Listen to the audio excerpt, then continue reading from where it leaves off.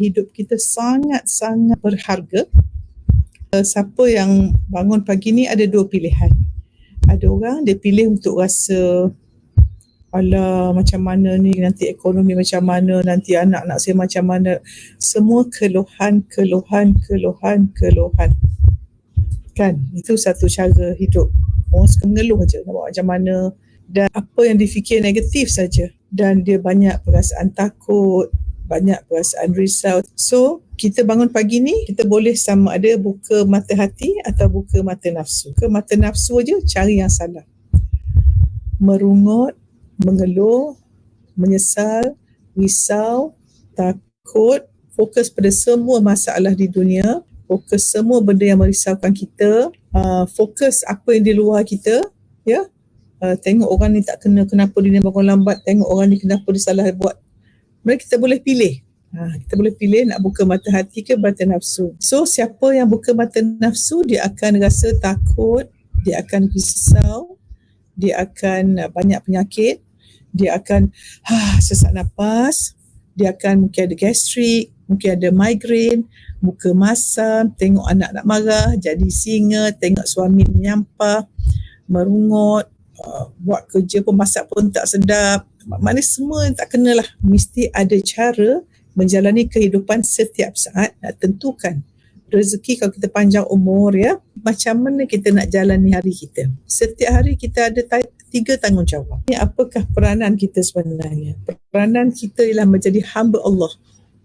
Apa makna hamba Allah? Hamba Allah itu orang yang tak soal.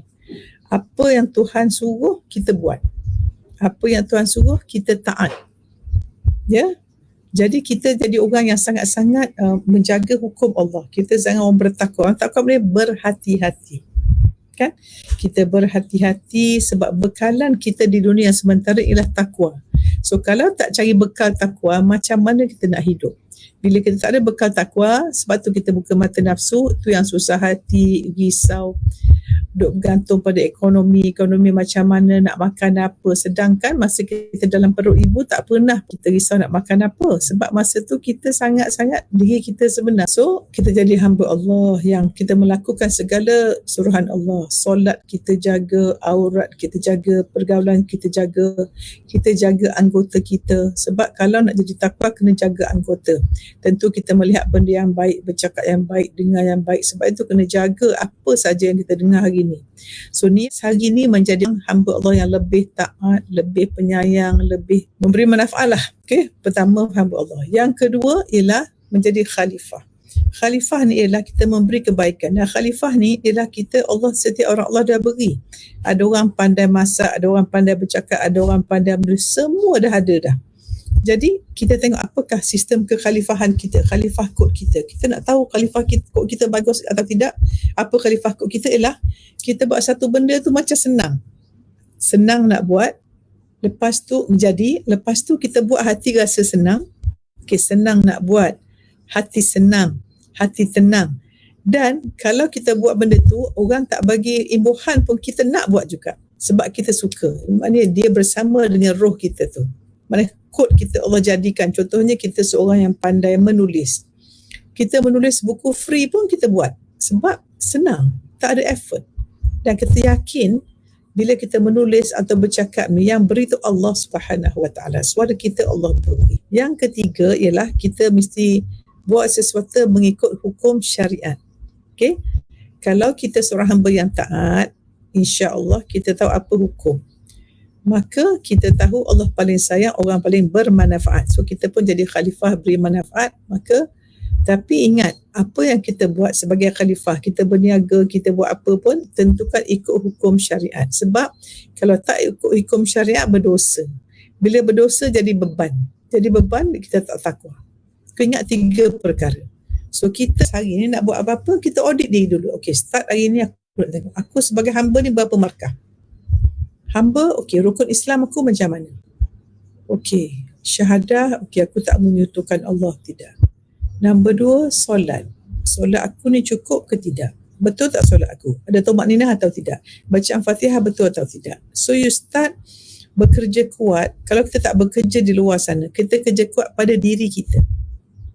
kan, kerja kuat pada diri kita, nak memperbaiki diri. Sebab apabila kita perbaiki diri, kita perbaiki kehidupan di luar. Kita betulkan yang ni semua betulkan. Okay, so bila kita audit rukun Islam kita dan puasa kita yang dah ganti, belum ganti, Ramadan dah dekat, tolong ganti puasa kita. Tentukan bukan puasa anggota tapi puasa hati, puasa daripada perasaan buruk, puasa mulut, puasa macam-macam. Yang keempat, zakat. Tengok pula, zakat aku ni beri tak selama ni. Zakat kita bukan zakat fitrah all, tapi zakat pendapatan mesti ingat, zakat perniagaan mesti ingat. Okey, sangat penting zakat.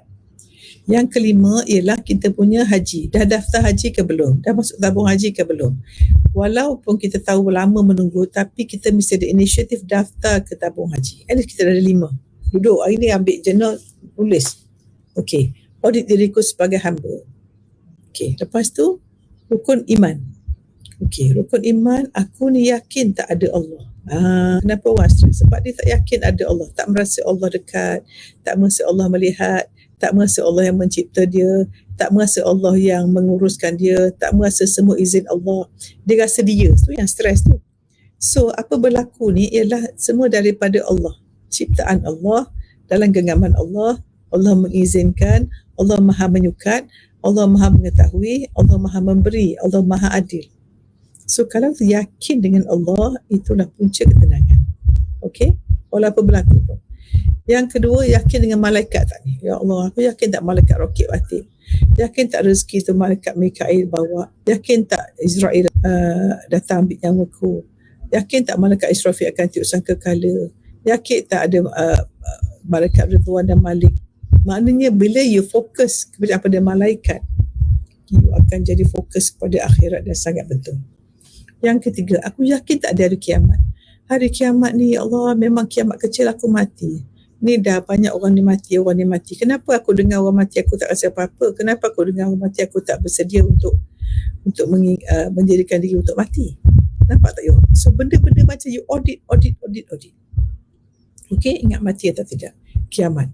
Yang keempat, aku yakin tak dengan Rasul-Rasul dan Nabi-Nabi. Segala ajaran Nabi Muhammad SAW, aku yakin tak? Kita mesti yakin bahawa Nabi-Nabi ada, ajaran Nabi ada. Nabi Ibrahim, macam mana dia punya ketakwaan kuat, macam Nabi Musa. Semua kita mesti yakin bahawa Nabi-Nabi semua ada mukjizat, semuanya ajaib. Jadi kita ini, Allah jadikan manusia ni manusia yang ajaib. Macam mana nak ajaib? Apabila kita taat pada Allah. So kalau nak hidup kita ajaib, buatlah ketaatan.